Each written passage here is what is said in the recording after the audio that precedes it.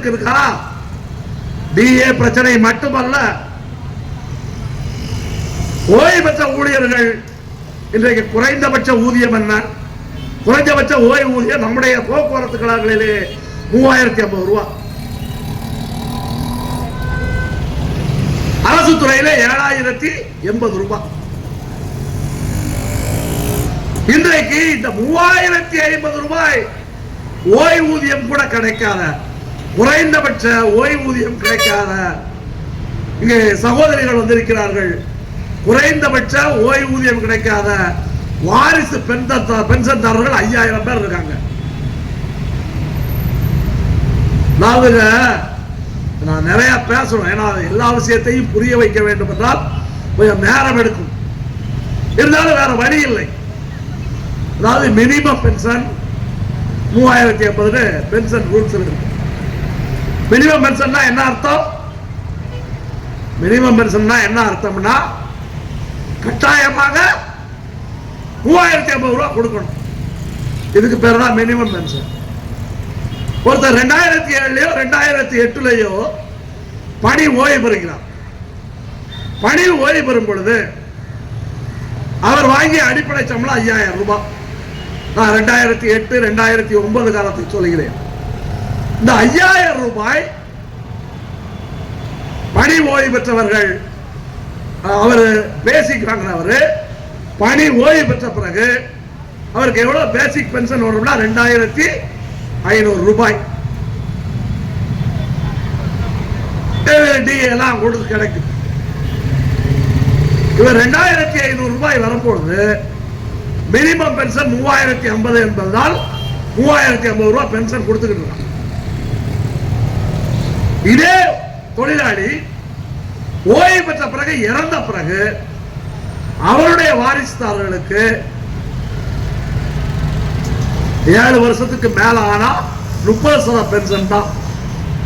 30% pension என்ற அடிப்படையிலே ஏற்கனவே குறைந்தபட்ச பென்ஷனை கூட குறைத்து விட்டு 2000 ரூபாய் 3000 ரூபாய் பேசிக் பென்ஷன், 6000 ரூபாய் 7000 ரூபாய் கூட பென்ஷன் இல்லை. இப்படி இருப்பவர்கள் 10000 பேர் டிஏ கேஸ் போட்டிருக்கோம். இந்த பிரச்சனைக்கு தீர்வு எப்போது? அதே போல 2 விதமான டிஏ இருக்கின்றது. வேறு எந்த துறையிலும் கிடையாது. 5% ஒரு டிஏ, 119% ஒரு டிஏ. ஒப்பந்த பலன்களை, சம்பளத்தில் கிடைத்த பலன்களை ஓய்வூதியர்களுக்கு சேர்க்க வேண்டும். இது எப்ப இந்த பிரச்சனை முடிய போகிறது?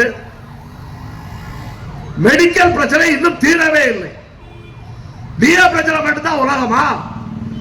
எல்லா பிரச்சனையும் தீர்ப்பதற்கு நீங்கள் பணியில் உள்ள சங்கங்களோடு இணைந்து போராடணும். அப்படி செய்ய மறுப்பது உண்மையிலேயே ஓய்வு பெற்ற ஊழியர்களுக்கு செய்யக்கூடிய துரோகம். இதை விட்டுட்டு இன்றைக்கு தொழில் இது என்னன்னா, இந்த திங்கவன் திங்க திருவாத்தான் தண்டம் கொடுத்தான்னு ஒரு பழமொழி சொல்லுவாங்க. அதுபோல அவ்வளவு செய்வது அரசாங்கம். நீ அங்க போராட்டம் நடத்தினா கிடைக்காது, இங்க போராட்டம் நடத்தினா கிடைக்காதுன்னு போராடக்கூடிய சங்கங்களை பார்த்து இன்றைக்கு பலர் பேசிக் கொண்டிருக்கிறார்கள். அதுல பேசுறதுல பலர் சர்வீஸ்ல இருக்கிற காலத்திலேயே கருங்காலி வேலை செஞ்சவன், சர்வீஸ்ல இருக்கிற காலத்திலேயே போராட்டத்தை காட்டி கொடுத்தவன், சர்வீஸ்ல இருக்கிற காலத்திலேயும் அவர்கள் நிர்வாகத்தினுடைய எடுபடியாக, கையாளாக, ஆளுங்கட்சியினுடைய அடிமையாக இருந்தவர்கள். இவன் தான் இன்னைக்கு நம்மளை பார்த்து பேசலாம். அதனால நாம் ஓய்வு பெற்ற ஊழியர்களுக்கு எல்லா பிரச்சனையும் தீர வேண்டும் என்றால் நீங்கள் களத்துக்கு போராட வேண்டும். களத்துக்கு போராடாம அது அதிகாரி சங்கமாக இருந்தாலும் சரி, எந்த சங்கமா, நிறைய பேர் சொல்றாங்க அதிகாரிகள் அன்னைக்கு இப்படி இருந்தாங்க, இன்னைக்கு போராடுறாங்க. இவங்க அதிகாரி மட்டுமல்ல, நீங்க ரிட்டையர்ட் ஆன பிறகு எல்லாருக்குமே ஆவேசம் வருது, ரிட்டையர்ட் ஆன பிறகு எல்லாருக்குமே கோபம் வருது.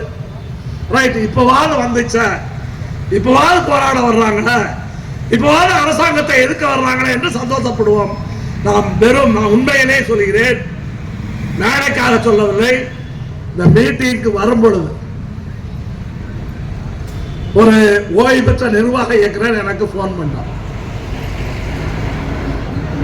வழக்கை நடத்தி கொண்டிருப்பவர்கள் தான்.